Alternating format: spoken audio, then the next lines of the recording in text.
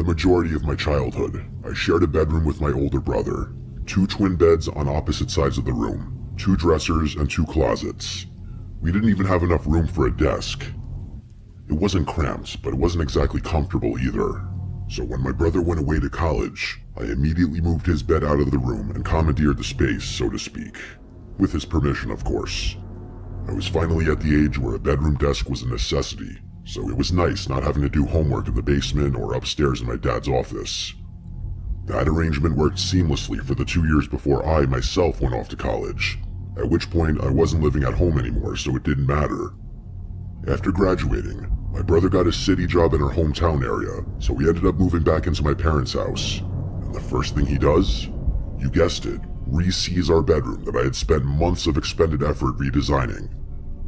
I was a little irritated at first, but my parents contextualized it by saying I had basically done the same thing to him, so it was only fair. I couldn't argue with that, so I just accepted it. By the time I graduated, I had also found a city job, so I opted to move back into my parents' house, just like my brother had. Unfortunately, I didn't have a room anymore, so I'd have to make other arrangements. The only other unused room in the house was our upstairs guest bedroom, so even though it was half the size of my old room, it would have to do the trick. The guest room was right next to my dad's office, which was the only other room on that floor. It was also directly above the garage, which meant every time someone clicked the garage door button, the whole floor would vibrate for the full 10 seconds it took the door to open. The room kind of overhangs the house slightly since it's on the corner, so there were 2 windows on intersecting walls, one overlooking the driveway and one overlooking one of the sides of the house.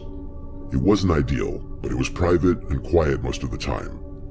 This particular incident happened on a Friday evening when I was home alone. My brother was in Baltimore for some work-related conference, and my parents were spending the night at our family shore house like they did most summer weekends. I was coming off an absolutely grueling day at work, so I decided not to go out with any of my friends or even leave the house. I just wanted to order some food and call it an early night. It was around 11:30, and I was lying in bed reading a book, trying to unwind from the day. The house was completely quiet, which was kind of nice since it's usually pretty chaotic when everyone's home. That's when I heard the unmistakable sound of the garage door starting to rise, followed by that all too familiar vibrating of the floor that I'd gotten used to over the past few months. It took a few seconds for it to really hit me. None of my family members should have been home. My parents had specifically said that they were staying at the shore house until Sunday night, and my brother wasn't supposed to be back until Saturday afternoon. It took several seconds for that realization to fully sink in, but when it did, my heart started racing. I immediately jumped out of bed and looked out the window toward the driveway, but it was too dark to make out anything clearly. I could see that the garage door was open, but I couldn't tell if there was a car inside or who might have opened it. Without another thought, I rummaged through the closet until I found one of the baseball bats my parents had thrown in there for my younger days. As I was quietly walking down the stairs, I tried convincing myself that there was a logical explanation for the garage door opening. Maybe my parents had forgotten something and driven back.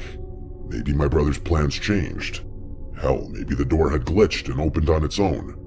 When I got to the bottom of the stairs, right before turning the corner toward the main part of the house, I could hear faint voices.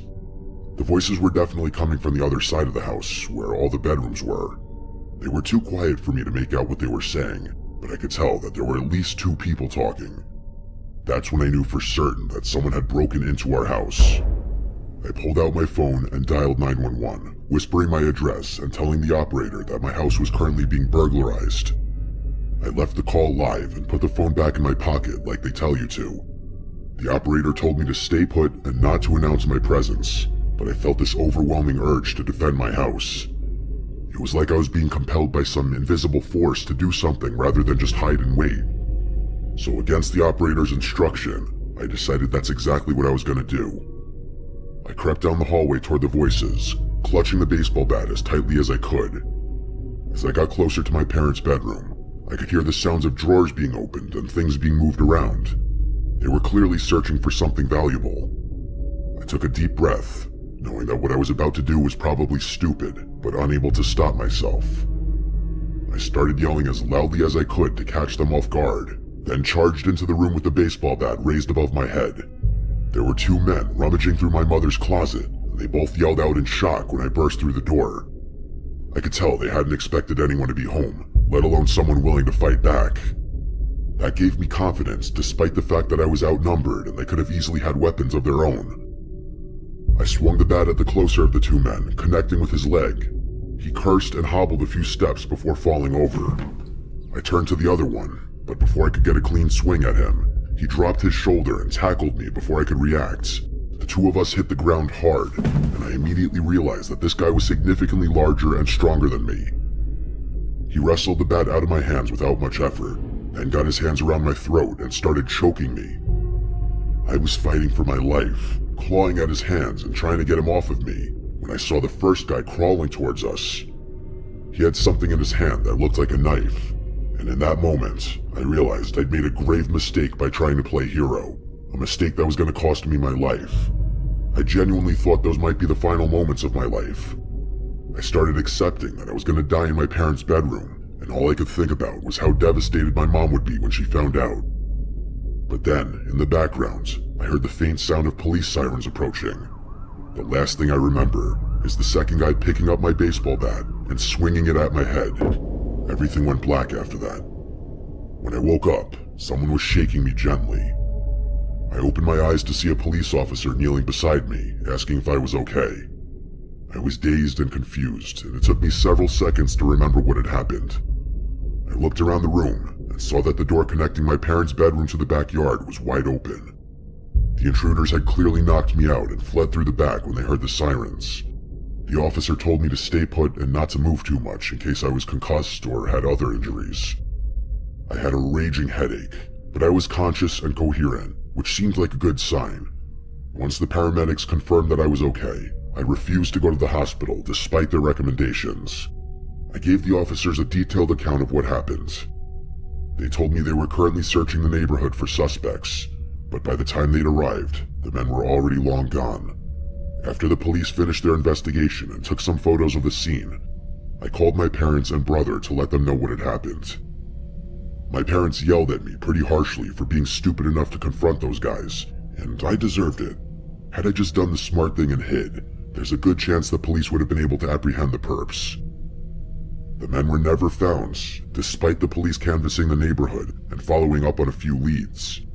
My parents installed a comprehensive security system the moment they got back from the shore house, complete with cameras, motion sensors, lights, the whole nine. The days after the break-in, something kept bothering me about the whole situation. All the doors to my house were locked that night, and the only way to open the garage door was through a little button in my car that my dad had programmed to be a wireless switch. There was no way anyone would just stumble upon it. Whoever had broken in that night had known me or my family well enough to know where that button was. Up until that moment, I never locked my car when it was in the driveway either, so that's something the culprits would have had to know as well. Even more concerning was the timing. They somehow knew that my parents would be away for the weekend, that my brother was out of town. I don't live in that house anymore, but my parents were never able to determine who had broken in. It was actually something that made my dad really paranoid for a long time, since he too thought that whoever had broken in was close to the family in some way. I'm not going to go as far as to say that night changed me forever or anything cliche like that, but I will say one thing. Life before and after you've accepted you're going to die are two very different things. I can still remember that feeling of thinking it was the end for me. It just felt so dissociating. Nothing can replicate that feeling.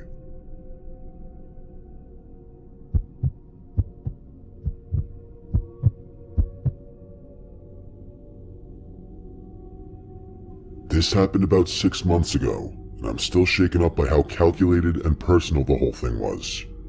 I had recently moved back to my hometown to help care for my aging mother, who lives about 20 minutes away from me.